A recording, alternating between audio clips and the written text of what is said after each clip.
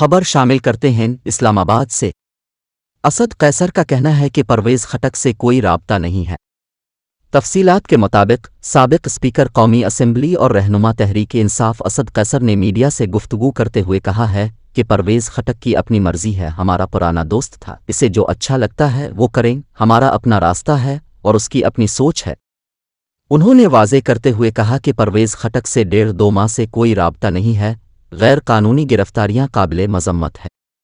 جبکہ اسلام آباد high court نے اسد قیصر کی صوابی میں درج مقدمات میں 10 روزہ حفاظتی منظور کر لی۔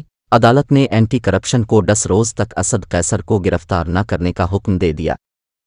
اسلام آباد ہائی کورٹ نے اسد قیصر کو 50 روز روپے کے ضمانتی مچلکے جمع کرانے کی بھی ہدایت کر دی۔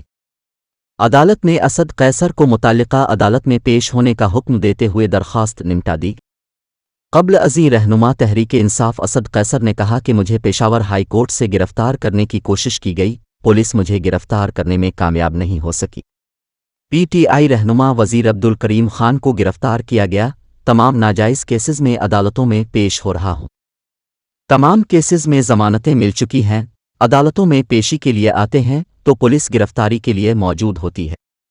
انہوں نے حکومت پر کڑی تنقید کرتے ہوئے کہا کہ حکمران ملک کے فیصلے لندن اور دبئی میں بیٹھ کر کرتے ہیں، حکومت IMF سے قرض لینے پر جشن منا رہی ہے۔ IMF معاہدے کو پبلک کیا جائے، عوام کو بتائیں کہ مزید کتنی مہنگائی ہوگی اور کتنے ٹیکس لگیں گے۔ بجلی اور گیس سمیت دیگر چیزیں مہنگی کر دی گئیں، حکمران کس منہ سے الیکشن میں عوام کے پاس جائیں گے؟